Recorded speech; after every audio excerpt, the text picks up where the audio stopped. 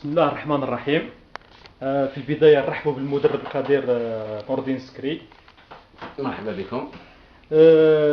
اسم المدرب تداول بقوة لتدريب المولودية، ولكن في الآخر المطاف لقينا مدرب واحد آخر يقود الفريق، فهل من تعقيب؟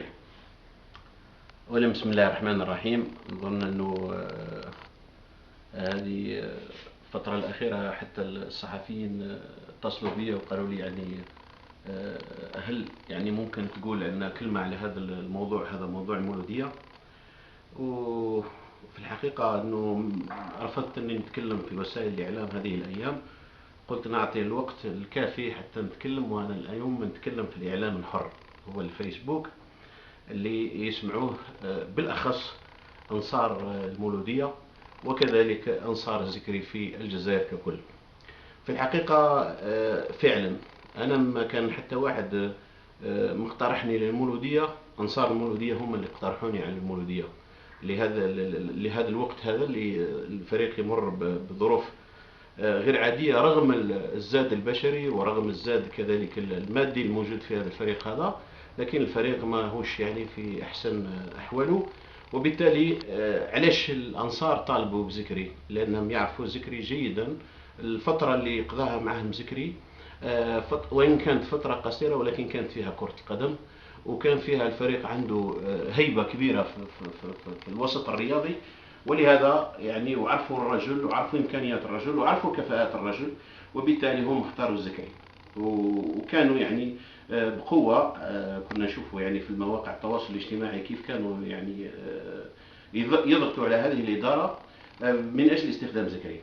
تم وش صار في الموضوع؟ كل ما في الموضوع أسبوع ماراثوني، وإن كان اجتماع بعد اجتماع بعد اجتماع من مجلس إدارة المولودية، اللي هو ينقسم إلى قسمين: قسم يمثل سوناتراك الشركة الكبيرة في الجزائر، وقسم آخر يمثل بعض المسيرين اللي كانوا في المولودية في السابق.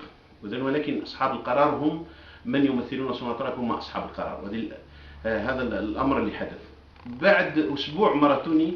نقرأ في وسائل الإعلام أنهم تفاوضوا مثلا مع أخويا عادل عمروش، والتكلفة المادية ما عجبتهمش، ولا ربما وش الكلام تاع الصحفي اللي يتكلم معاه وقال يعني انه طلب منه يعني جزء من المال باش يجيبه للمولودية. وكل هذه الاشياء اللي حدثت، بعض من هذا المسيرين تكلموا مع مدرب كوالي اللي راهو متعاقد مع مولودية وهران. وهذا يعني يشوف كيفاش نادي كيما هذا وإدارة تاع نادي كيما هذا تتفاوض مع مدرب راهو يعني تحت عقد في فريق آخر، يعني مثل فريق عريق مثل مولودية وهران. وزيد بزياده كذلك تفاوض، يعني كانوا تفاوضوا مع واحد من المدربين السابقين اللي هو جمال منات، وهذا الاخير رفض يعني لظروفه ولاموره وما ندخلوش في هذه التفاصيل.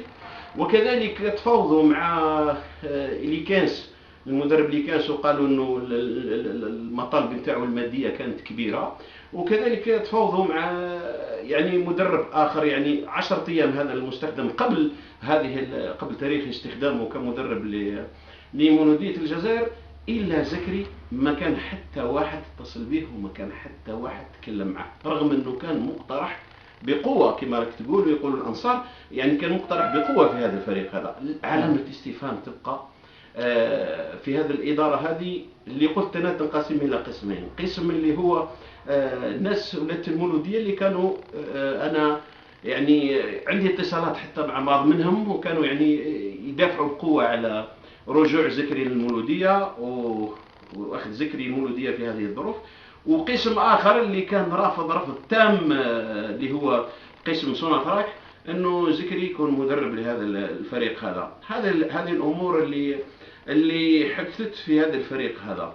انا وش نستخلص من هذا الامر هذا؟ نستخلص شيء ان عندما تسمع في الجزائر مثلا في الشارع الرياضي او في الشارع على العموم يسمع يقول لك هذه البلاد ما هيش تاع رجال، وهذه البلاد ما هيش تاع الكفاءات، وهذه البلاد ما هيش تاع الناس النظاف. وش تستخلص من هذه؟ انه هذا الناس ما يحبوش الانسان الرجل، لان الرجل عنده مبادئ وعنده يعني مواصفات يتصف بها في المجتمع. والمجتمع كامل يصفه بالرجل. وكذلك الكفاءة، يعني أصحاب العقول والثقافات الضيقة يخافوا من اللي عنده كفاءة واللي عنده الجرأة باش ينفذ هذه الكفاءة في الميدان.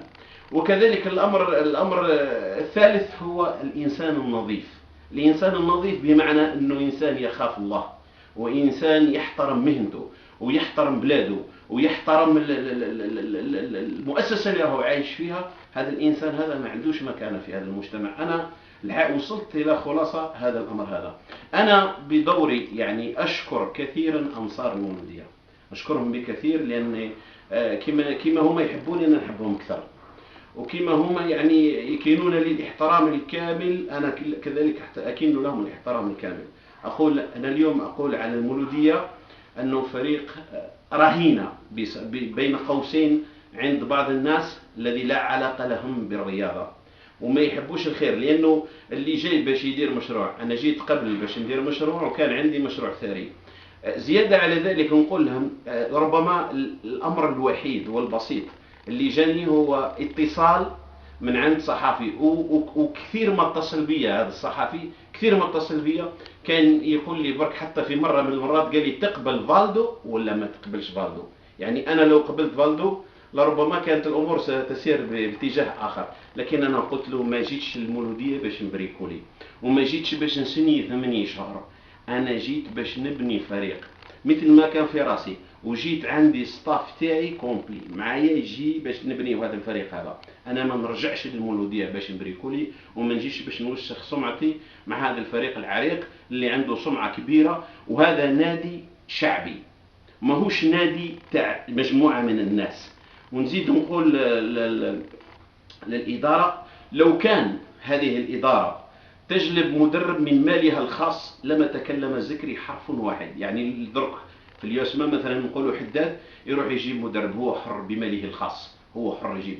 لكن هذه الإدارة هذه وهذه الشركة هذه شركة كل الجزائريين، وهذا المال مش من مالكم الخاص ومن جيوبكم الخاصة، هذا المال مال عمومي، مال كل الجزائريين. إذا كان الجماهير تاع المولودية بغات شيئا ما فعليكم أن تسمعوا لهذه الجماهير ومش تعكسوا هذه الجماهير. أنتم يعني حطيتوا هذه الجماهير شغل خضرة فوق عشاء، يعني ما تسمعوا لهم ولا تشوفوا لهم ولا شيء. إذا كرة القدم هذه إذا كان هي ليكم هاي ليكم، إذا كان هي للجماهير فعليكم تسمعوا للجماهير، لأن هذا الجماهير يوما ما ستنقلب عليكم، يوما ما ستنقلب عليكم. وبالتالي أنا نقول يعني ونشكر بكثير أنصار المولودية على الثقة اللي يسموه، ونسأل الله سبحانه وتعالى أن يطلق سراح المولودية من أيادي هؤلاء الناس بإذن الله. في الأخير هل من كلمة لجماهير المولودية والأحباء هذا النادي الكبير؟ والله مش نقول لهم يكونوا أوفياء لناديهم دائما ويدافعوا على مبادئ ناديهم العريق والمعروف. أنا نقول لهم ناديهم تأسس في 1921، تأسس والاستعمار الفرنسي موجود، وهو حر، نادي عربي إسلامي حر، وسيبقى حر إلى يوم القيامة.